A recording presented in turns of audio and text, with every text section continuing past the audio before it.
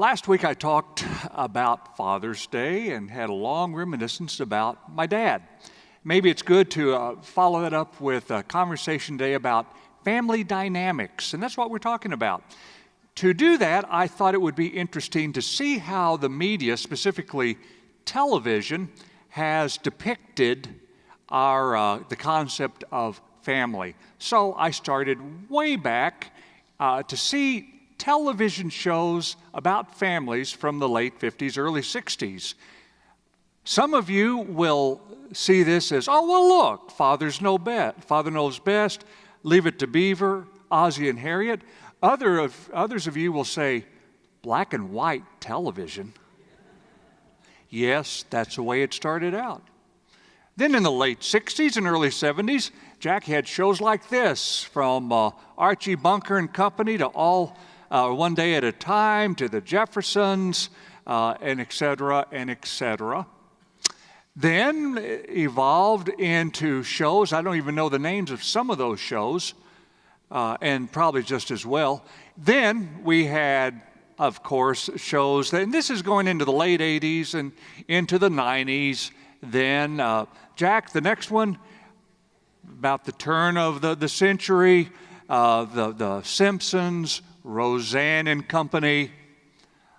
Then we're going to get into the aughts with Arrested Development, The Sopranos, Everybody Loves Raymond. Then into the early teens, we have now Latino Family, we have 2.5 Men, about families, and lastly, we have those shows that some at least which are currently running. Now, those shows that you've seen will all have varying depictions of family, and they will all be functional or dysfunctional, normal or really, really, really abnormal. But I'm going to talk about a family that will put all of those shows, even the most abnormal ones, to shame. Long time ago, about over 3,000 years ago, there lived a really, really strange family. And I'm going to call, if they were going to have a television show about this family, I would call it Jacob's Reality Show. Let's just hear what happened the first season of Jacob's Show. It starts with the identical twins, Esau and Jacob, being born. And Esau emerges first into the world, and there's a little tiny hand of Jacob around Esau's ankle because he didn't want Esau to be ahead of him. Couldn't do anything about it. Esau grew up to be a man's man. Give me steak with a side of steak. He's the Gaston of the ancient world. If you saw Beauty and the Beast, he's quite a rugged guy. Jacob was the mama's boy that stayed inside and cooked a lot. And he schemed. He thought, well, Esau beat me into this world, but how can I get even? How can I beat him? So he tricked Esau out of his birthright, cheated him out of his inheritance, and Esau said, I am going to kill Jacob for what he did. Jacob runs away. As he's running away, he encounters this beautiful woman, Rachel, falls in love or lust with her. In the Old Testament, it's hard to figure out which. He says to Laban, the father, can I marry her? Well, if you work for me 7 years, Jacob, you can marry my daughter Rachel. So he was so in love with this beautiful girl that he worked 7 years. Laban, at the end of 7 years, tricked him and had him marry Leah, the less beautiful daughter, but she was the eldest, so she had to be married first. So Laban got him to work another 7 years before Jacob could marry Rachel. In all of this time, Rachel and Leah are fighting because Leah was jealous of Rachel being beautiful and being Jacob's favorite, but Rachel was jealous of Leah because Leah could have kids and Rachel couldn't, so they fought back and forth, back and forth, back and forth. All this is season 1. Season 1. Season 2 will begin with Jacob's kids, the boys, fighting with each other, and finally beating up the youngest one, Joseph, and selling him into slavery in Egypt. But before that happens, we have to wrap up season 1. Jacob has to now go through land that's occupied by Esau. Jacob still hears, "I'm going to kill Jacob," ringing in his ears. But he has to pass this land. So he assembles a big gift of livestock and other things for Esau, hoping that that will save Jacob's life. Here's where the story that Tim's going to read to you today picks up. Listen. Jacob looked up and saw Esau approaching with 400 men. Jacob divided the children among Leah, Rachel, and the 2 women servants. He put the servants and their children first, Leah and her children after them, and Rachel and Joseph last. He himself went in front of them and bowed to the ground 7 times as he was approaching his brother. But Esau ran to meet him, threw his arms around his neck, kissed him, and they wept. Esau looked up and saw the women and children, and said, "Who are these with you?" Jacob said, "The children that God generously gave our servant." The women servants and their children came forward and bowed down. Then Leah and her servants also came forward and bowed, and afterward Joseph and Rachel came forward and bowed. Esau said, "What's the meaning of this entire group of animals that I met?" Jacob said, "To ask for my master's kindness." Esau said, "I already have plenty, my brother. Keep what's yours." Jacob said, "No, please, do me the kindness of accepting my gift. Seeing your face is like seeing God's face, since you've accepted me so warmly.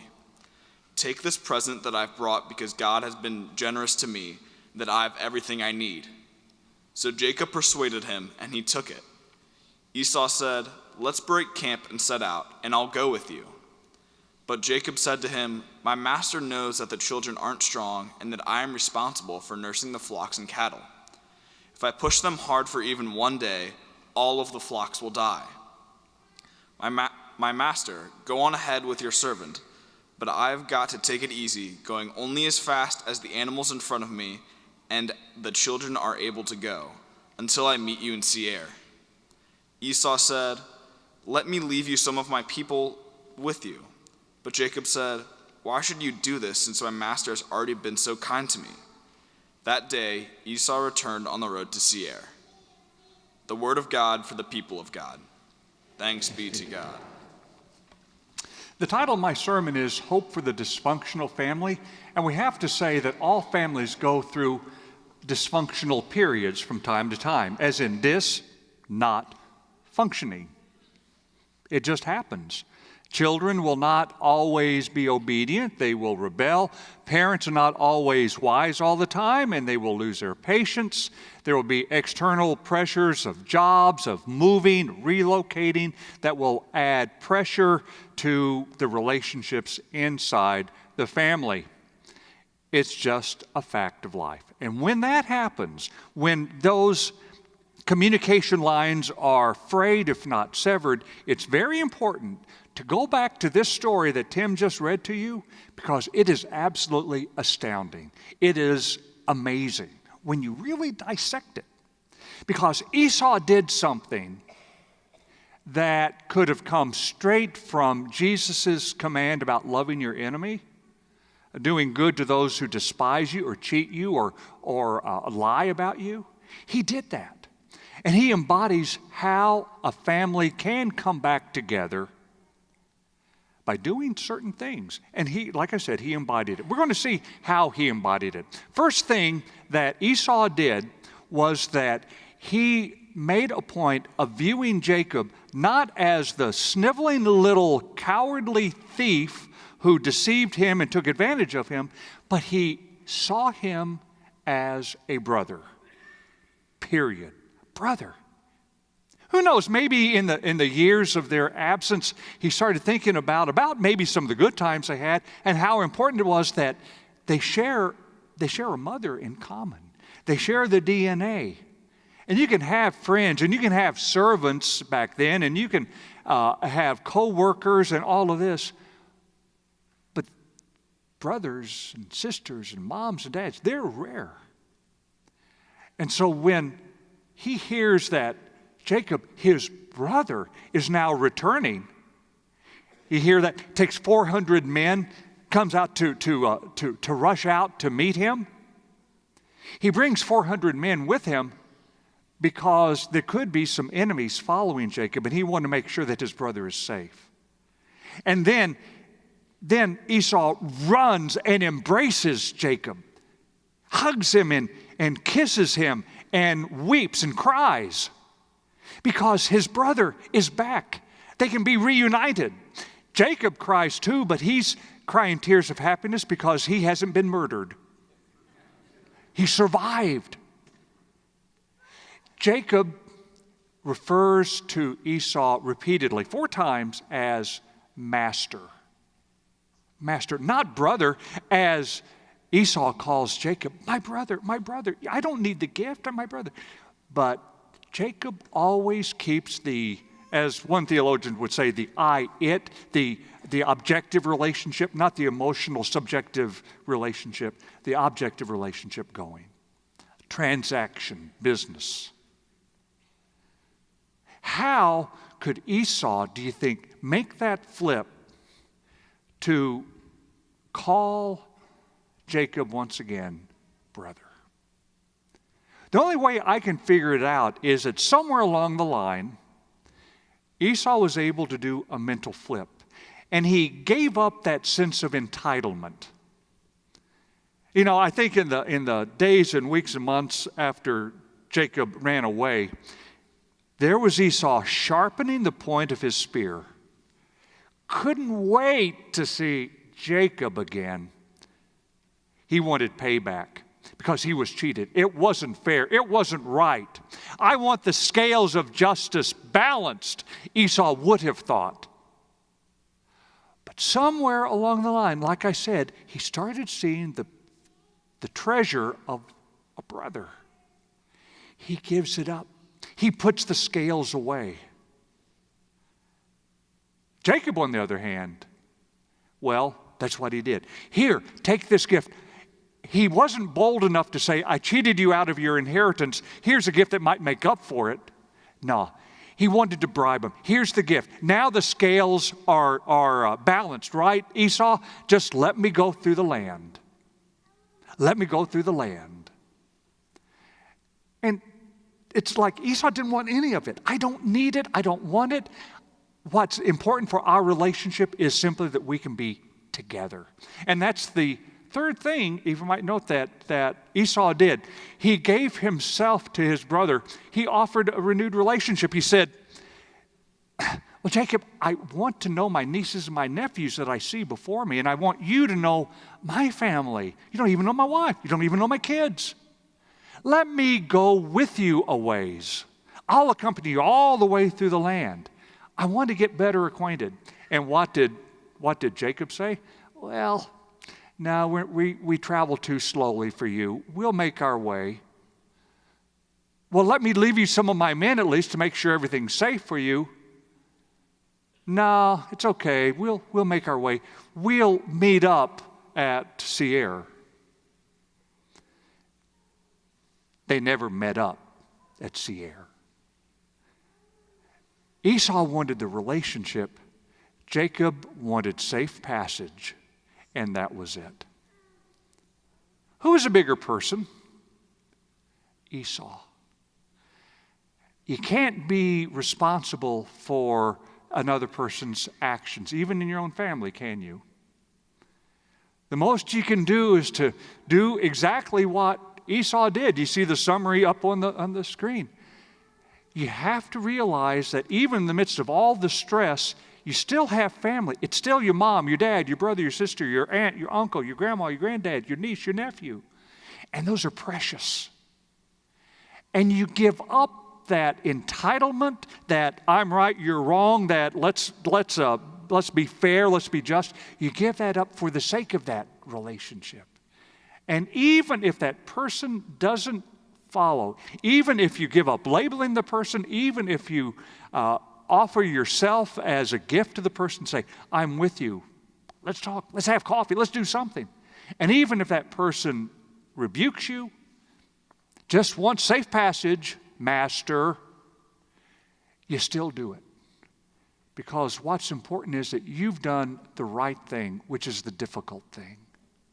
And you can sleep better at night, whereas Jacob is still scheming, plotting, and worrying. I think it's safe to say that if we could ever master what Esau seemed to master, if we could ever find peace within our families, then maybe there's hope for the broader human family.